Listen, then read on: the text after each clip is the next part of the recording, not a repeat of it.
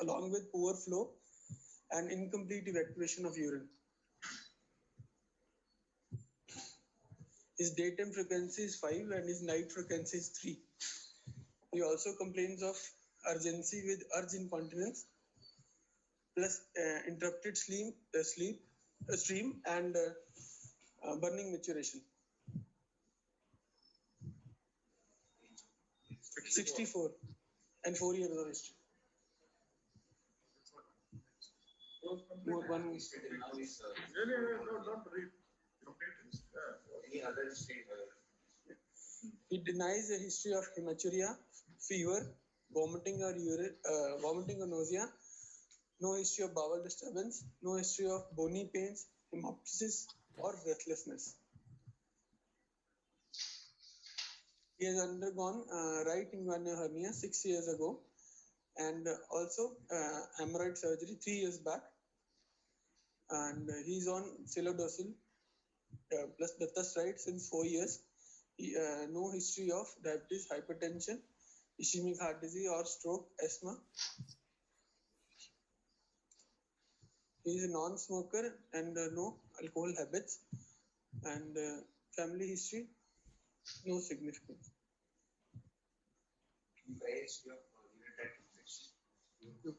Not mentioned. There it would have mentioned. No. They written no fever and no hematuria. Yeah, okay. The 64-year-old male with storage and voiding ilities. Summarizing. 64-year-old male with storage and voiding ilities for the past 4 years, and he is on alpha blocker since last 4 years. No prior history of hematuria, duty or urine intervention, and no prior urological intervention.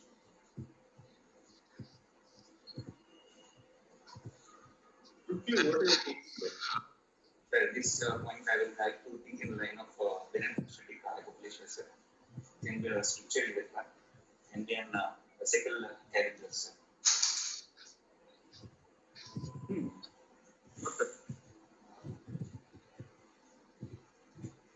And then urethral malignancies.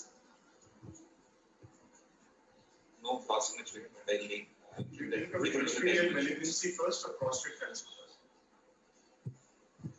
Urethral malignancy. Prostate cancer last. Why? Prostate malignancy presenting with voiding the lower tract syndrome in late presentation and it will be a late presentation. Is it more common for prostate to cause obstruction or for bladder or bladder cancer to cause prostate? He has no need. But still, what would be a better way of classifying your at this stage? It's a very broad diagnosis. What would you say? First thing is stone disease. First thing is bladder outlet obstruction due to BPH. Other causes possible listed. Possible can be a vesical characters or can be a structural recurrences. Okay. Can be an prostatic malignancy or. So we've discussed all that. What else? Is there anything else that you know? I like to think of ureteric calculus, but it is 4 years duration. So No, don't tell if it is, you know that. 4 years. What else can still be there?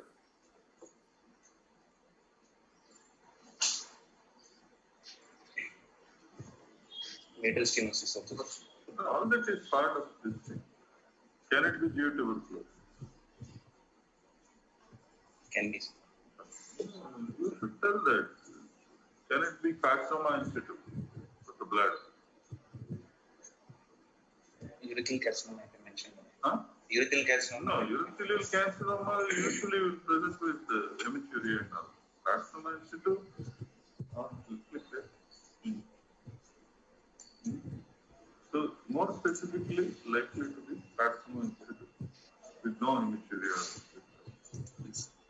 So if I was to give an answer at this stage, I would say bladder outlet obstruction.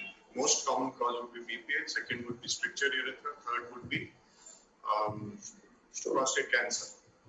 Because the patient has storage symptoms also, I would also like to think of possible inflammatory causes and possible vesical stroke.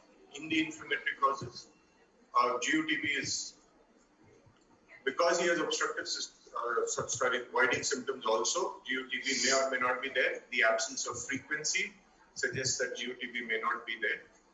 But CIS, yes, if there are storage symptoms, you would like to think of all inflammatory causes, all causes which cause storage symptoms. So inflammation, TB, simple UTI, why not? 4 years. Okay, the duration is against you. But you would, if you cover it like that, then you will be able to give your answer better, rather than jumping straight to a histological diagnosis saying BPH. What is the correct word for it? Bladder obstruction. Due to, what is it called? Clinically, what is it? Prostatic enlargement. Yes. So he's on alpha blocker. Does it make any difference? So the next question you should ask is Not that, mentioned. did he have any improvement? Or He is Midnight. he's presented since last 4 years and he is taking Ceridol since last 4 years. So I would like to think that his symptoms were not, since his presentation No, symptoms you were ask that question. How do you don't assume anything? The patient has some improvement with the tablet Ceridol, sir. yeah, put it other way, if a patient is on medicine and he is not having improvement, they won't have continued it because it's an expensive drug. If it's not giving any improvement, you will definitely stop it. Okay, yeah. It takes time.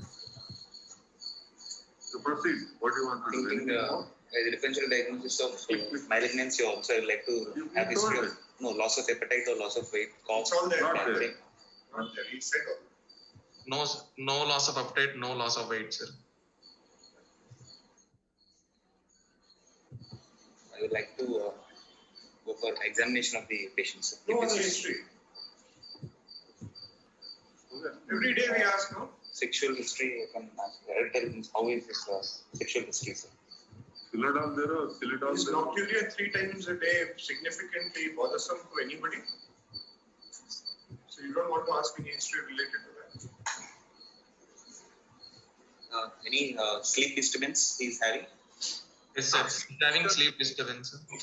What do you ask when the patient has nocturia? What's the first question you ask? Which is his intake of water and Yes, not what is his water intake? Water is voided volumes. He's not urgency with urge incontinence. When somebody presents with that, the first thing you ask is, when you have urge incontinence, do you go and void small volumes or is it large volumes? All that information is not being given to you. Does he have pit edema? Yes. Any history about his voided volumes and incontinence history? No, sir. Urge incontinence. Urge incontinence. Urge incontinence is there, sir. Can you quantify the incontinence? Whether he can able to quantify that? Yes, sir. Only 2 or 3 drops, sir. Any stress leak? Wait, so Sir, following, he has urgency and before going to urinate, that urge incontinence is there. Some 2-3 drops like that. He's I don't know. You want to ask that? Water intake, did he tell us? His intake of water and his void volume, sir. Distribution. no. Any history about his voided volumes? Sometimes patient may tell, sometimes he cannot tell. So, you have to ask if it's not just proceed. So who's made these slides? Sir, I made, sir, Dhanush from Vedanayagam Hospital. Anush, please be a little careful about your spelling mistakes when you're coming to a public forum for presentation. Yes. Second, I want to go to the bowel history slide. So, Dhanush, I'll ask you, what do you mean by no bowel disturbance? How do you take a history of bowel disturbance? So I asked regarding any constipation. So your patient knows the definition of constipation? What is the... Do you know the definition of constipation? Is it a defined term or is it a vague term? There is a definition by... Whether he is passing hard stools or not, I asked. Okay, one, whether stools are hard. What are the other definitions of constipation? Unable to Rome criteria, Rome 4 criteria. Presently it is Rome 4. unable to pass Yes. As a urologist, you cannot be struggling with the definition of constipation. Please go back and read it. So when you say something as vague as bowel disturbance, we know that you haven't taken a history about the bowel at all. And it is very important when you are evaluating lower urinary tract symptoms in any patient, Okay, sir. especially in the elderly, where correction of constipation may give him relief of all lower urinary tract problems. Sir. Okay, so let us assume that he passes soft formed stools once a day, every day, and they are not hard, they are not uncomfortable. He has no sense of incomplete evacuation. That is his bowel history. You want any other history, Karunakar?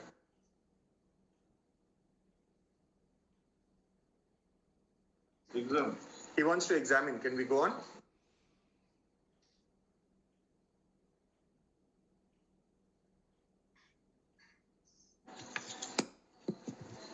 Patient is Don't read it, please. Yeah. So specifically, you wanted to know about edema. There is no edema here. Stable patient. Go ahead, please. Examine the abdomen and look at ND.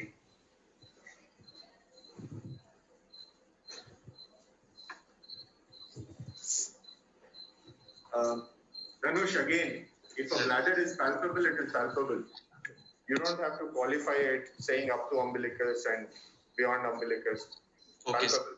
Sir. So what is the importance of that palpable? Suppose I am just waiting because I know urologists will ask for uroflow ultrasound. So I have not specifically passed urine because you may ask for some tests. So is it significant? Yes, sir. No? The patient is complaining. No, it should be specified that post-void bladder is palpable. Yes, sir. Or if you don't have that opportunity in the exam, you please mention that I have examined the patient 2 hours after voiding. This is specifically, patients come thinking that you will do all these tests. So they're keeping it full.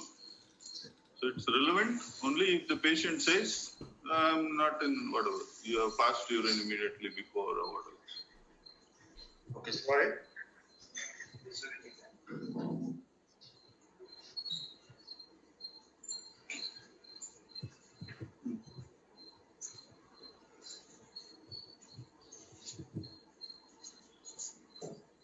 This point of time, my credentials, nothing I can out of. You have appropriately, plausibly ruled out CF prostate of the list of diagnoses you had. You had BPH, Yes, sir. you had CF prostate also. Stitcher, you're probably saying that glands, everything is normal, no phimosis, non-BF, lichen sclerosis, whatever. Don't say I have not ruled out.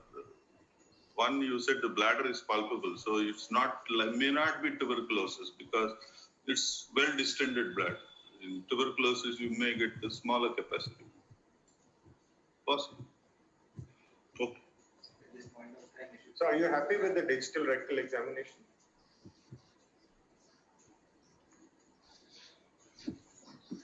Genetic loading is you have been mentioned, sir. That will quantify, maybe fish may not be able to say about constipation. If there is rectal loading, they can think that maybe one of the reason for the open obstruction, sir. And they didn't mention any modules, sir, like to think that Obviously. It's okay. It's okay. It's clinically benign. It's non-tender. That much is all right. It's not a very large prostate. Yes, sir. And which reflex is present? Verbal firmness, they didn't mention that. What is that focused neurological examination?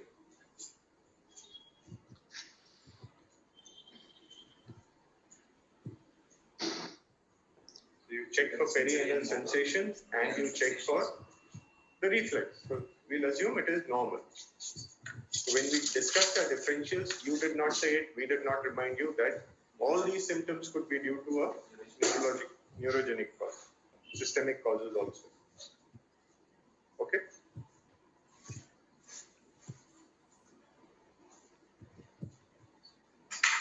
Like there is blood and urine examination, sir, and ultrasound and X-ray, CD, bladder, Okay. yes, next. So creatinine is 1.08. Yeah, go ahead.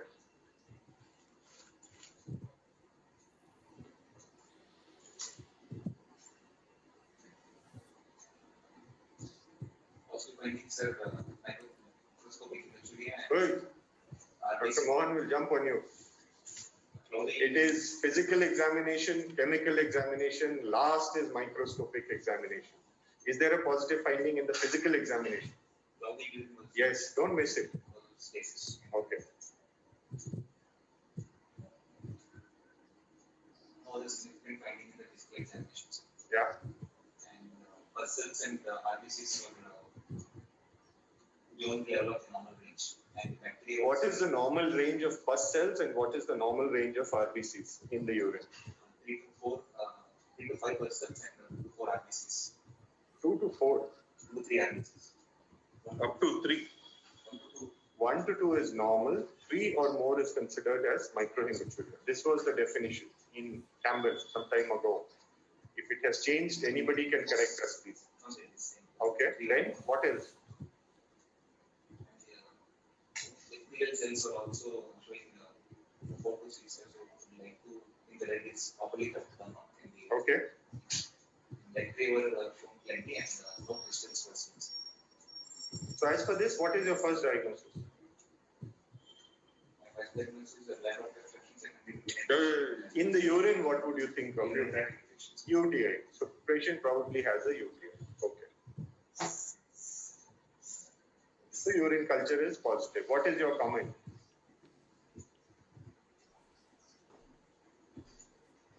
Is the report all right? Okay, let's mix the both. Can we Colony count is mentioned.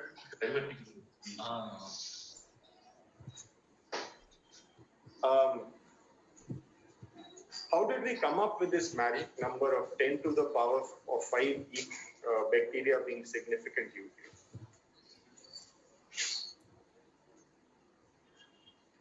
This is homework for Imran. Find out which study was done, what it was done, and why we say 10 to the power 5 is significant. In this patient with symptoms, would you wait for that count or would you say any count is significant? this patient like very complicated? So asymptomatic bacteriuria 10 to the power 5. Otherwise, if there are symptoms, any count will be significant. When you have a mixed culture, assume that there is improper collection or some contamination somewhere. Okay. And Dhanush, again, Klebsiella is a capital K, please. Next, what do you want? You wanted an ultrasound. I like ultrasound abdomen pelvis and X-ray kidney with bladder. Cannot hear, Manish, we cannot hear the guy who is answering. Asking Yes, sir, he's mumbling. Sir, I would like to get an ultrasound abdomen and pelvis, sir, and an X-ray kidney, ureter, bladder, sir. ultrasound of the pelvis. Next slide.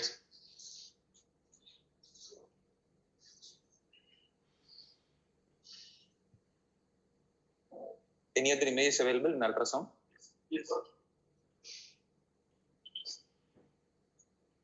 Yes. Next.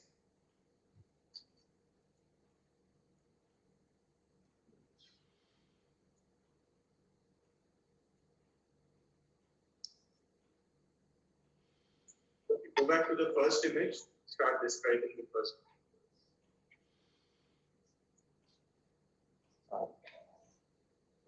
In the image, there is an bladder section with the prostate. Prostate enlargement was mentioned as 4.8 into 4.8 centimeters, and it is heterogeneous echogenicity was noted, and area of calcification could be made within the prostate image given, and bladder appears bladder is distended, wall thickness appears to be normal, sir. No echogenic contents within the bladder, and the intravesical prostatic protrusion appears to be near to 1 centimeter, sir. And no, in the given image, I could not make out any ureteric dilatation, sir. If I told you all those values were fine, height, length, and width, what would be the volume of the prostate? I would like to multiply them and into 0.5, sir. Okay. So D1, D2, D3 by 2. 2, sir. 2.6. What is the connection between volume of prostate and weight of prostate? What is the connection between volume of prostate and weight of prostate? Sir, volume of the prostate is described in all the 3 dimensions, sir. No. If somebody has a 50 ml prostate, what would be the weight of it? You said this is 555. So what is the volume? 75 by 2. Yes, sir. 55? 125 by 2. Sorry. Sir, nearly 62 ml, sir. What is the weight of the prostate?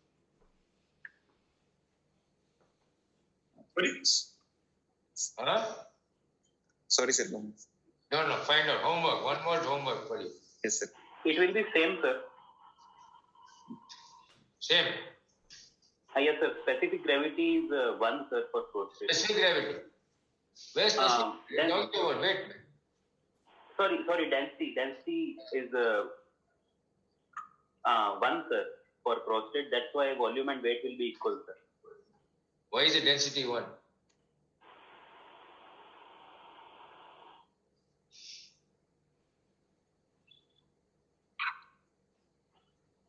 Huh? Sorry, sir.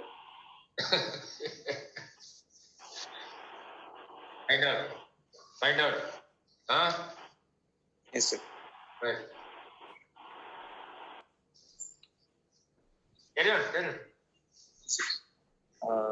Approximately an 3 into 4 centimeters diverticulum was noticed, sir, in the given image from the posterior aspect of the bladder, and the no echogenic content means there is an echogenic content noted within the superior aspect of the diverticulum, sir, and the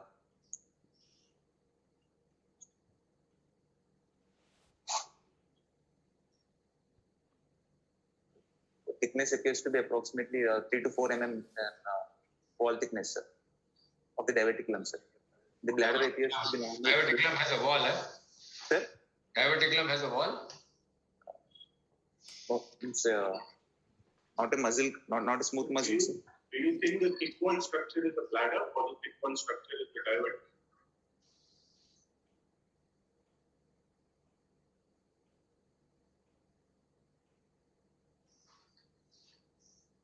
No, in general, you can't make out because it's still static image. In general, would the thick wall structure be the bladder and the thin wall structure the diverticulum, or the other way around? No, sir. The thick wall will be the bladder and the other way will be the diverticulum. In the given image, the smaller volume cystic cavity showing appears to be like diverticulum, sir, because no, I can't comment on this image. Okay. That's more like you cannot comment. That's more important because you could have a large diverticulum and a small bladder. Isn't it? The bladder may be small on this image because everything is going into the diverticulum. So what is the key to know whether what should the sonologist have done to make sure that we know which is the bladder and which is the diverticulum? You would ask to empty the bladder and examine again, and also to Both may not be empty. Everything is empty. Everything is empty. The bladder will be connected to prostatic with bladder neck and prostate. Yeah, the constant factor in the bladder is the bladder neck. That's how you identify the bladder neck, isn't it? That's how you identify the bladder. Yes, sir. I have to show you the bladder neck in relationship to the bladder and to the diverticulum, and then only you know what is what. This is extremely difficult. No? You are Yes. only the other evidence that, as Dr. Manish said, thickened bladder wall and stuff like that. Right. This one. Confused what is this structure here? If it could be the Don't imagine prostate. things. Don't imagine things. What is very obvious, you comment on that, you describe the finding rather than trying to make a diagnosis on it. Learn to describe it. Yes. Image. Where are you present? Your diagnosis? Outlet obstruction with secondary diverticulum of the bladder, sir. So you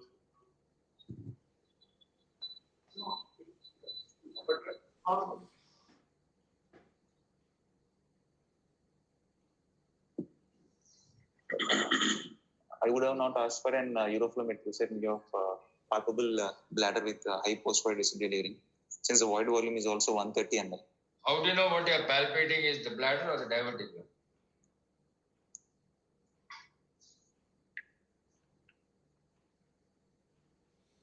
You would ask for a You palpate the diverticulum. You may not be palpating the bladder. But clinically, I couldn't think of diverticulum, no, sir. But in a palpable bladder, I would have rather not ask for an uroflowmetry, may not be significant, sir. Right. So what if his bladder is palpable at 800 ml and he passes 400 ml? Would that uroflow be reliable? Not a complete reliability, cannot. Why? If he is passing 400 ml, you should have a reasonable flow. You should be able to interpret the flow. Anything more than 200, you are supposed to interpret, give some idea. He's passing urine, he's not in retention. Passing urine. That flow can be because of this over distension of the bladder also, no, sir. Is it chronic retention? Maybe. But he's still passing 400, no? So, I think a statement saying that I will not ask. You've been given a uroflow. You look at the uroflow and then you say that he has passed a small volume and I would like to repeat it, or I would not rely too much on this because of these things. In the right side. Volume. let us concede that you did not want a uroflow. What are you going to do now? You did not want the uroflow, so ignore this slide. What will you do now? You have that ultrasound, you have the patient's symptoms and everything else. He wanted an X-ray KUB, sir. KUB. Yeah. No, these guys are all very high tech. They didn't do X-ray KUB. Very high tech department, man. They don't believe in KUB and all.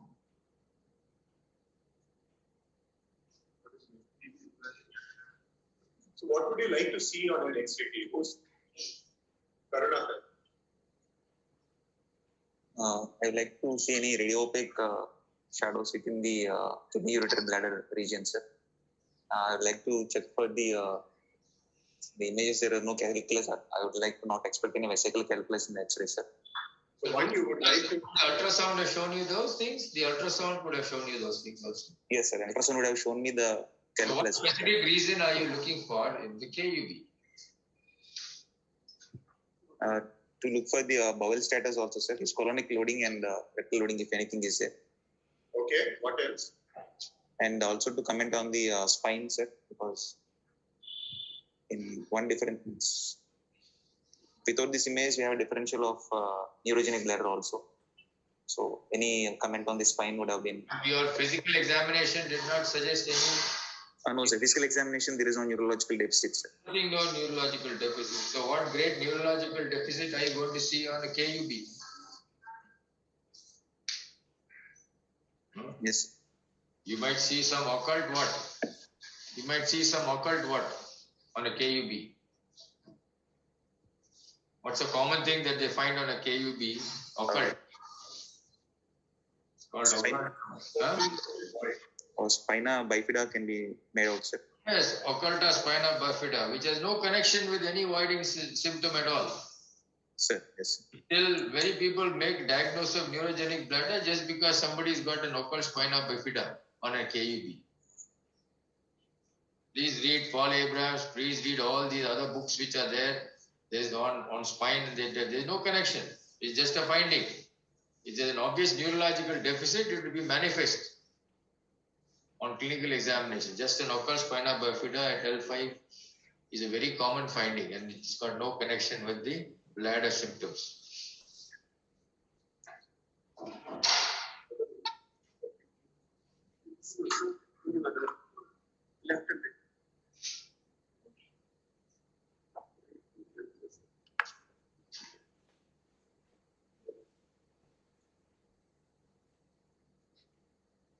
These are the ultrasound findings, report rather.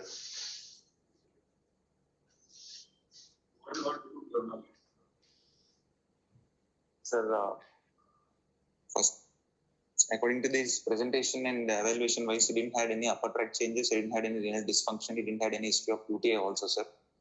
And no complications, only complication secondary is a diverticulum, sir. You were asked what do you want to do. Don't go about it in a roundabout way. You say what you will do first, then if needed, give an explanation. So first thing is I would like to get his intake and output chart. Maybe he's drinking a lot of more amount of urine and more water. So you mean this residual urine is because he's drinking more water? No, it is a secondary diverticulum also, sir. But I don't know what is his. A bladder diary has a place in evaluation of lower tract symptoms, where otherwise everything appears normal. Here you have a gross physical abnormality. You have a large residue. Why would you want a bladder diary on this patient? You think his water is at fault or his bladder is at fault? You have a patient who has a UTI. You have a patient with residual urine. You still want to take bladder.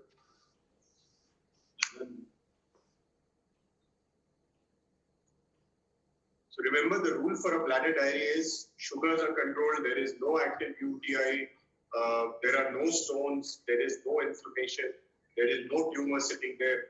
When all this is ruled out, there is no abnormality that is very obvious. Then you rule out, then you go and do a bladder diary. With a large diverticulum with UTI, why would you want to go and do bladder diary? So, sir, in this patient, since he presented with complications secondary to BPH, so I would like to intervene in this patient, sir, in the form of benign prostatic hyperplasia management, URP, along with diverticular excision. But before that, I would like to. You want to do a URP? One, do you know how big the kidney stone is? Since they didn't mention the in the images, there is not significant. Okay, so you would want to know what the stone is like. And then for the bladder, you would straight go and do a TUR. No, before that, I would like the urodynamic study because since he is present with high post-void residual volume, can be secondary to diverticulum, which is causing high residual volume, or it may be underactive component within the bladder also causing this high post-void residual. Uroflow doesn't look like this. You said Uroflow you don't want. So the question is, would you like to image the bladder some more? Or is ultrasound enough for this? Want a CT scan? Or... Yes, sir. I would like to. No, I would like to get an CT only, sir. To CT what information? Better anatomical dilation location of the diverticulum to plan my surgeries. So, Don't say plan my surgery, because then you give the impression to the examiner that you're already going to do an operation. I'm going to plan my treatment. what you are trying to do now? Your treatment may be anything, but you have not yet, sunk yourself or put your foot inside something that you may not be able to extract. So be careful. Somebody will just catch you and say, what surgery? We want to do this surgery, which surgery and all. Just say, yeah, I want to proceed further. I will have to make a decision. And so this sort of imaging is not sufficient for me. I want something better. And appropriately, you ask for whatever is necessary. You may ask for IVU, you may ask for MCU, you may ask for CTU, whatever. But whatever you ask for must be justified. Yes.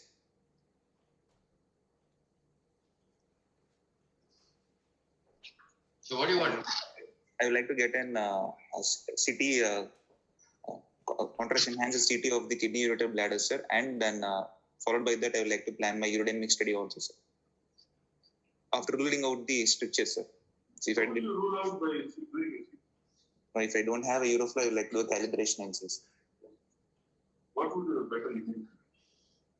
I'll tell you what, what you are saying, rattling off from one to the other, is exactly what people are doing in practice today.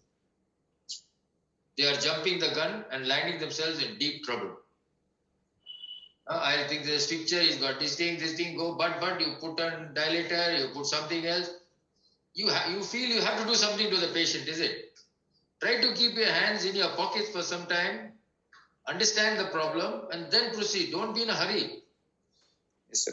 Assess the patient fully. You are rattling off as some examiner is going to take umbrage. He'll get very upset with you. He'll say, what? You already decided you're doing duck, everything. I'll do calibration, I'll do TURP, I'll do diverticular. Plan. Be safe. You must give the impression that you know what you're doing and you're doing it correctly and safely. Yes. Ultimately, what you do may be correct, but the way you approach it is the problem. End result may be the same or it could be different or disastrous also in some situation. And also learn to understand what the examiner is trying to ask. Prabhu has been trying to tell you that you should do an RQ and NCU before you proceed. Why aren't you taking that risk? The patient has come with lower tract symptoms. You see a stone in the kidney and you want to do a CT scan. Will a CT scan give any information on what is the outcome like? No, sir. Start MCU. Get to see it. You want to divert to a CT scan? Hospital. Start MCU.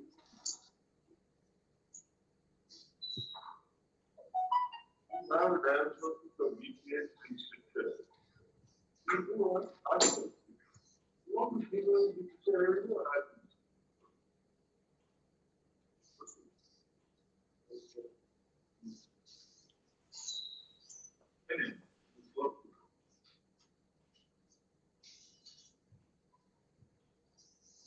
Next.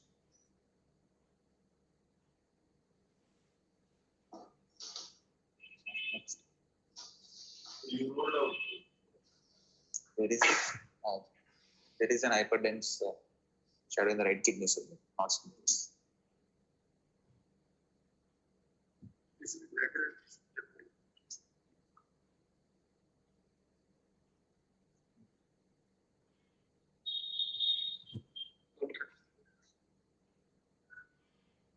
Next. His mic is very close to the traffic.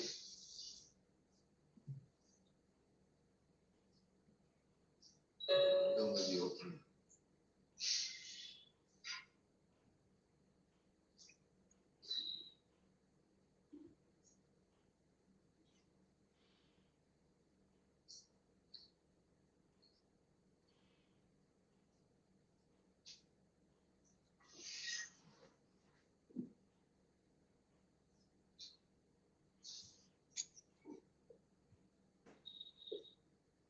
So,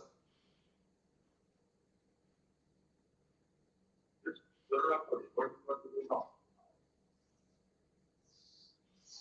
CT images, both the kidneys in the non-contrast images, in the right kidney, size appears normal, sir. There is no evidence of hydronephrosis. There is an radiopaque, means there is an hyperdense shadow in the interpole region of the kidney, approximately of 6 mm, sir. And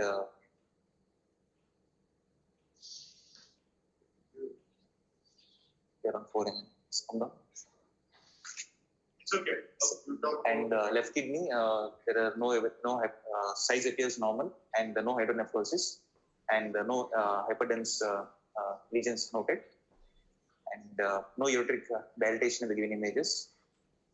And in the contrast images of the kidney, good contrast prompt uptake of the contrast is seen in both the kidneys. And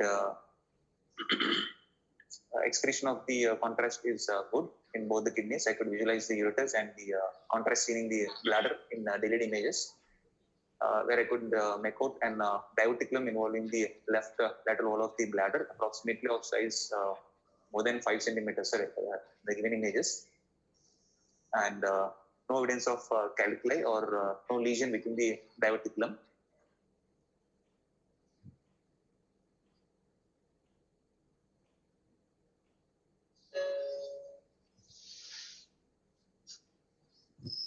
Hello? What happened? Where are the ureters open? Sir, ureters appears to be opening normal only, sir, because there is no dilatation of the ureters. So there is one more giving you specifically to show that the ureter seems to be going. It's a reconstructed image. You can't rely too much on it, but it does seem both ureters. There's another image here. It's reconstructed on another slide. It's not a cut section. Next. Here also you can make out the this Next one. Yeah, this one. Okay. So that image is shown to show you that both are opening into the bladder. The diverticulum is. No, the last. Okay. So now what do you want? There's already spent a lot of money.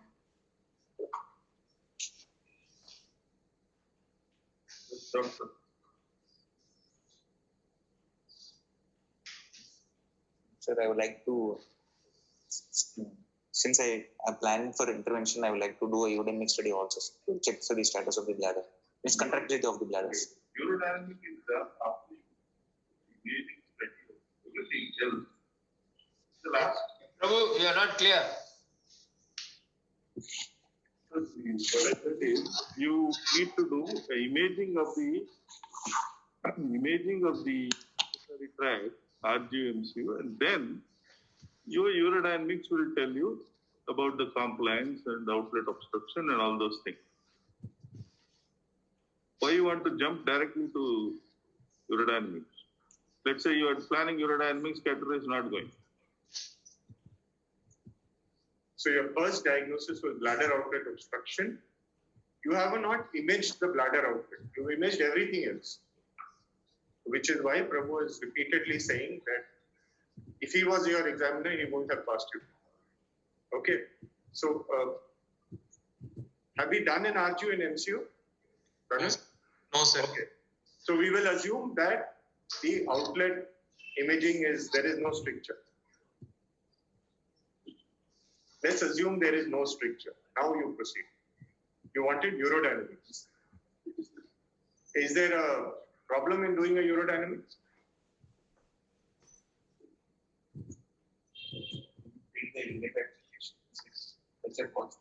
Okay.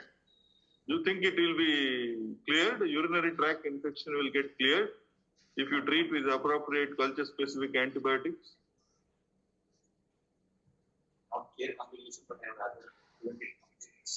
He never had any septicemia over the last 4 years.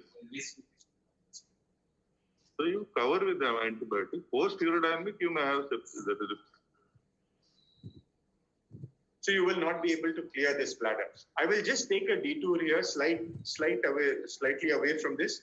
Can you tell me the cycle of how urinary infection occurs from the lumen to the cell wall? What happens? Bacterial adherence to the cells like of E. pylori and the -19 or E. pylori or catchpoints because the adherence of the bacterial cells then causes colonization of the bacteria cell. Then the intracytoplasmic inclusion of these bacterial colonies forming the intrabacterial cell colonies called IBC cell. And these multiply and later lead cause toxin, which cause intermittent exclusion of these bacteria into the urinary system of the cells. And in case of high virulent bacteria or secondary obstruction, these can lead to acidic infection. Okay. So when that is about, you said problem in doing the urodynamics, about a complication. Is there a problem in interpreting this urodynamics? Yes, sir. Because in terms of a large diverticulum, the pressures in the boiling phase not be increasing proper because of the diverticulum. There may be a false report can be. Okay. Yeah, I think you guys need to adjust your mics. You're not at all clear. There's a lot of echo coming from whatever you're saying. I can't hear a damn thing. Sir, in the presence of a large diverticulum, my interpretation of the urodynamics may be not very prompt, sir. But I would like to do the urodynamic studies. May not be prompt means what? In my contractility, the detrusor pressures interpretation may not be, interpretation of voiding phase may not be very accurate, sir. Why? Since there is a diverticulum, there may be an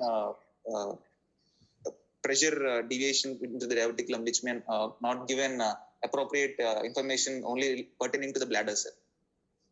So what is the basic idea of doing the urodynamics?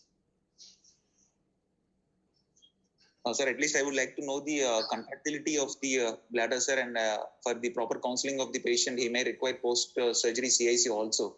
The outcomes following surgery, I would like to explain the patient. So for that reason, I would like to do the urodynamics, sir. Is this diverticulum primary or secondary diverticulum? The secondary diverticulum, sir. Now what's the primary problem? It's a outlet obstruction, sir. It's a bladder outlet obstruction, sir. Secondary to the prostatic enlargement. Treat the outlet obstruction. Why do you want to do anything to diverticulum? Since the diverticulum size is more, it is approximately more than 5 centimeters diverticulum. So he may land up later in complications secondary diverticulum, and he's also having UTI. So I would like to treat the diverticulum also, sir. How do you know that? How do you know that doing a TURP will result in persistence of UTI? Can you be sure?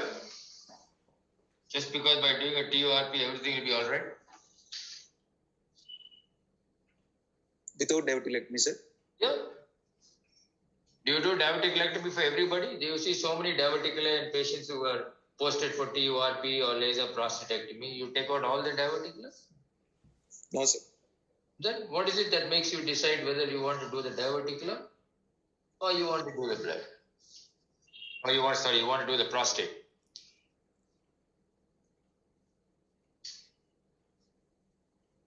Sir, I am not sure whether after doing a prostate enlargement, his surgery, his UTI will be completely resolved. He may come back with UTI also, sir. Again. Then at that time you deal with the diverticulum.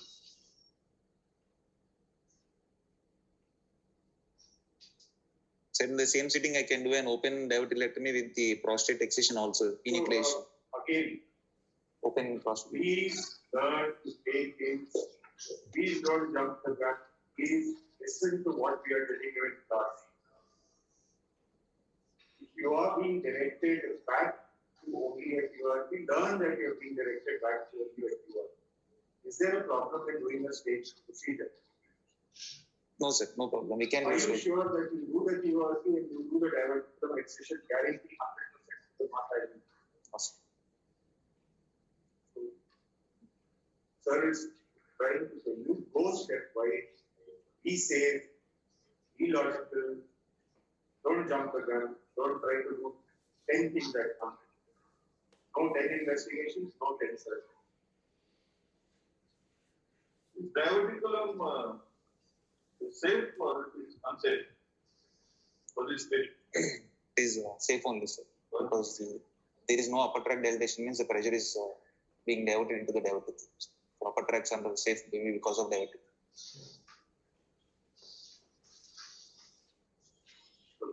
Can you interpret this chart?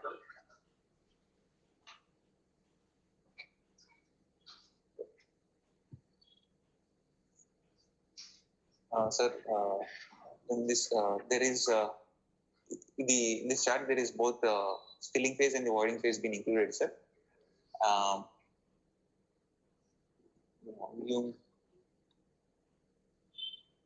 Sir, but I couldn't see any Euroflow curve in this lower image, sir, but the pressures are going up, but there is no flow documented in the image.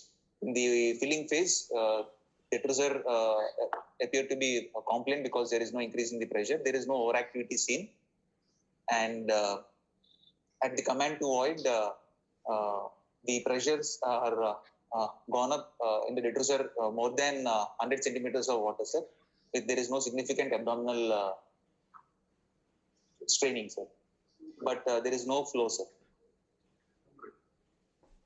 And filled up to 800 ml, sir.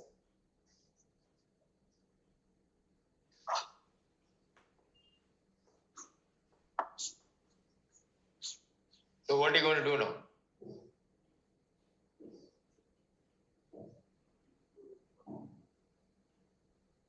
What is your plan? Sir, my plan still would be to proceed with the prostate surgery, TURP in this patient, sir, because even though he is not able to void, he is generating good amount of detrusor pressures. So TURP, okay? Yes, sir. Then leave him, isn't it? Don't do anything more, leave him. How would you follow up? Sir, after the surgery, I would like to check for his post-void residual volume, sir. And the if he's subsequently, if he presents with no, I would like to manage him with post-void CAC also, sir. I would like to not do a divertilectomy in these patients at this point of time, sir. First, what is CAC. first? Sorry. You want to do CAC? No, sir. Post-surgery, I would like to assess his residual volume, sir. And rather, I would also explain him the possibility of not voiding since he didn't void on the urodynamic study. Uh-huh. He was voiding for the last 4 years. So many years he is voiding, man. Why should he not void? Huh?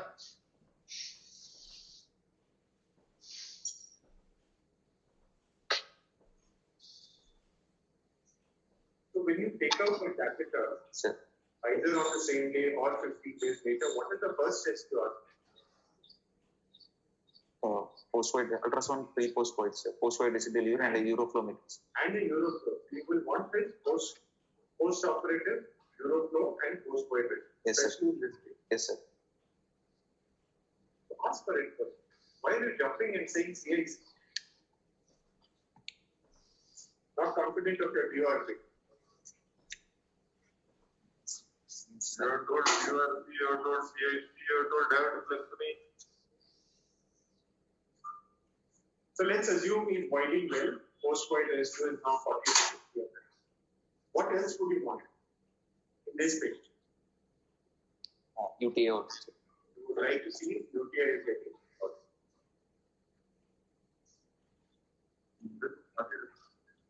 Do we have a post-void?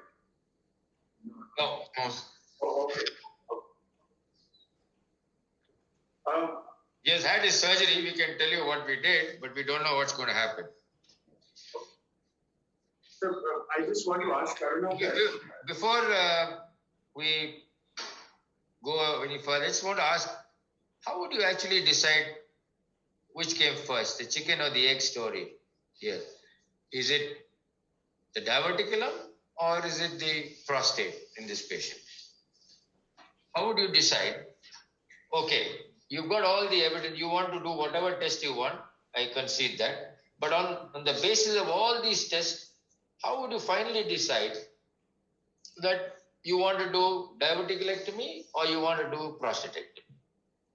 What are the features or what clinical parameters or radiological parameters or urodynamic parameters would suggest which way you should lean? Sir, clinical parameters wise, patient presenting with complications secondary to diverticulum like UTI, stone disease, or an tumor. That may be due to prostate itself. All this, what you're saying, could be due to enlarged prostate.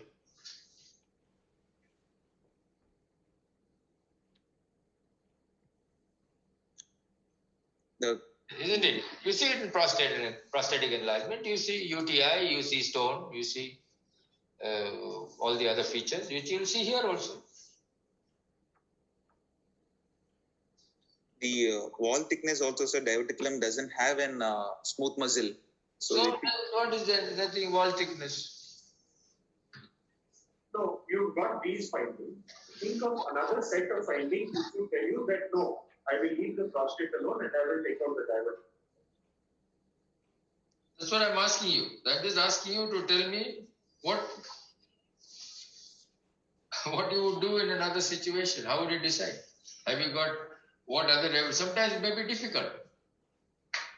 Sir, is the uroflowmetry showing an good peak flow and average flow? All right, say, okay, I can see that. If the uroflow shows he's got a very good flow, very good. Okay, then what else? Supposing his uroflow is not very good because he's got a diverticulum.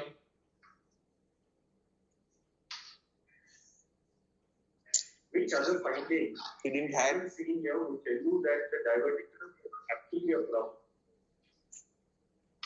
problem. There is an upper tract dilatation or an ureteric obstruction secondary to a diverticulum, sir. Something in the diverticulum.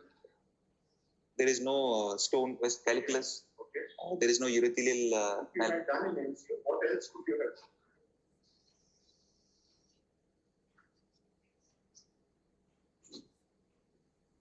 The neck of the diverticulum, sir. The bladder empties completely on an MCU and all there is 500 ml of fluid only in the diverticulum. See, this is the fallacy of the CT scan, which the MCU would, as the Prabhu was going on asking you about RGU, MCU, isn't it? The MCU Yes, sir. would have given you that information which the CT scan is not giving you. CT scan has given you the anatomical features of this diverticulum. It has not given you a functional, and that's exactly what Prabhu was trying to probably get at. Yes, And sir. Manisha just mentioned that. Supposing the MCU was done and it showed that he is having a good outlet, he is voiding well, and everything is going into the diverticulum, and his PVR is all as a consequence of the diverticulum, then you would have, okay, fine.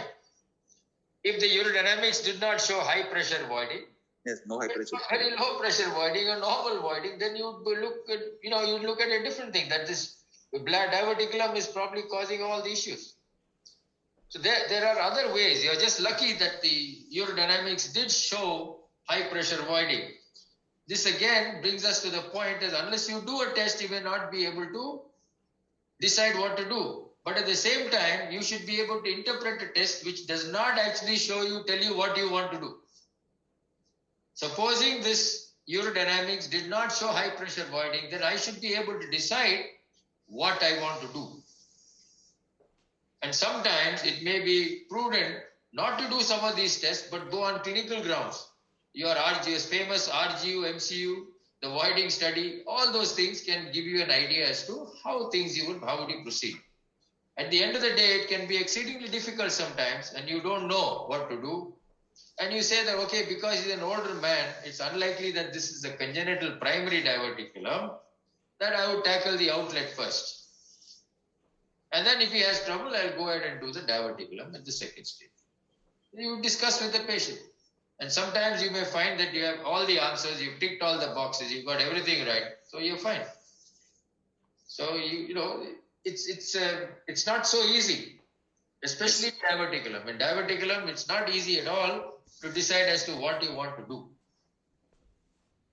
That's the reason why in the vast majority of patients who have got bladder outlet obstruction and diverticulum, you always tackle the prostate first and wait and see what happens to the diverticulum. Very few, you look at your own data, you will find how many patients with BPH have had a diverticulectomy. You wait and see. Only later on you may find that yes, okay, you go ahead and do a diverticulum, nothing wrong. You can do it at any time.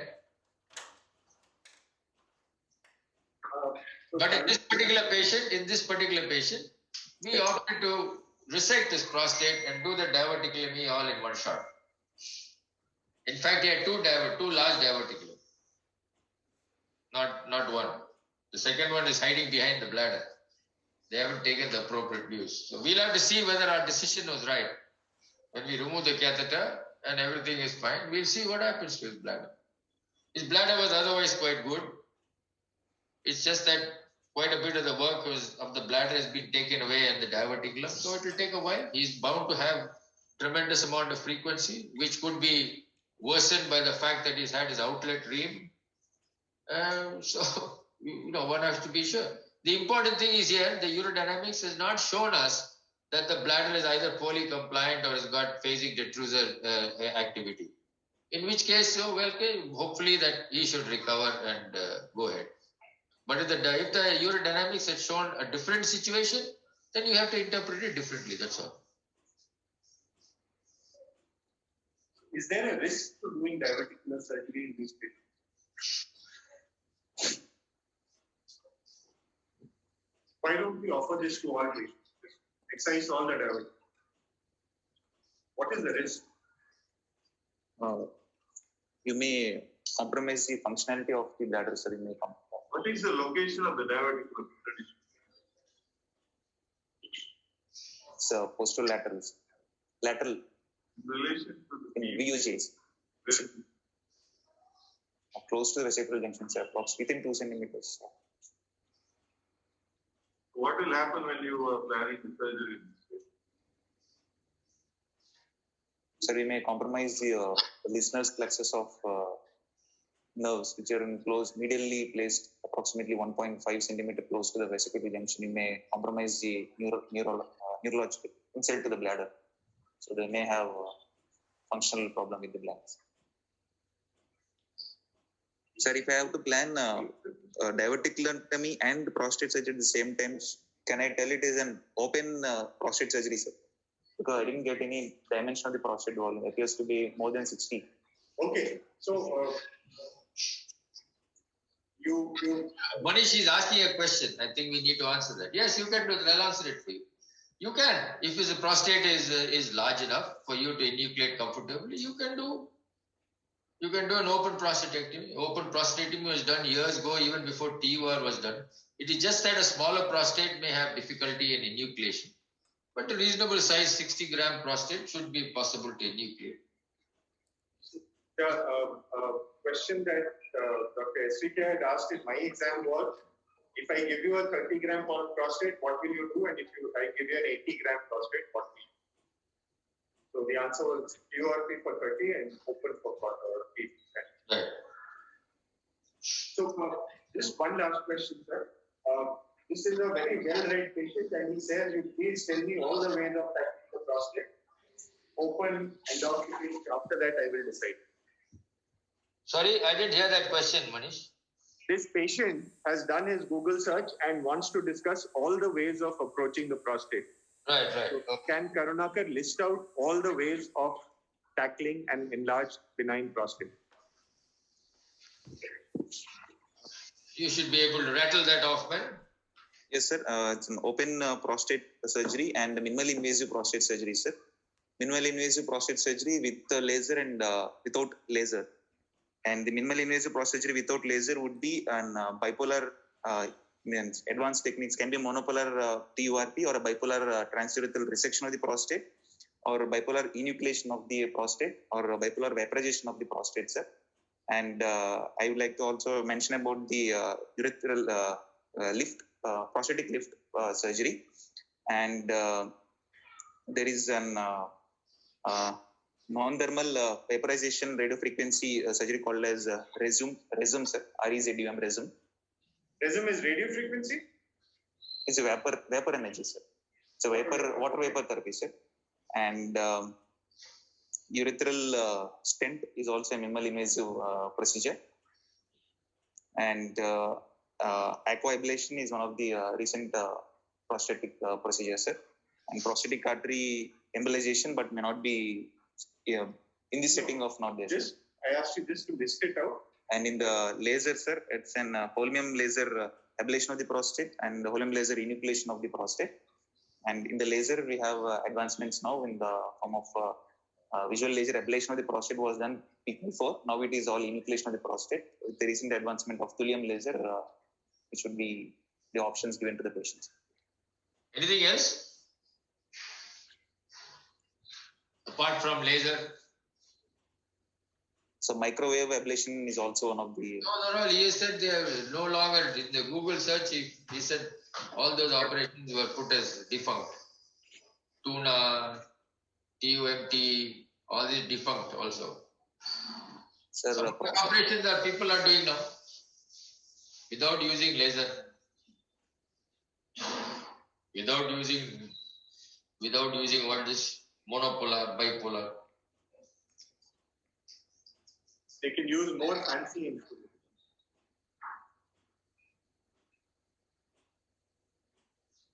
Everybody who's got that gadget wants to use it for at least something nowadays.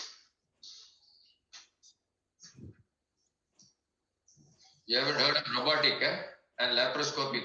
okay, sir. Robot assisted.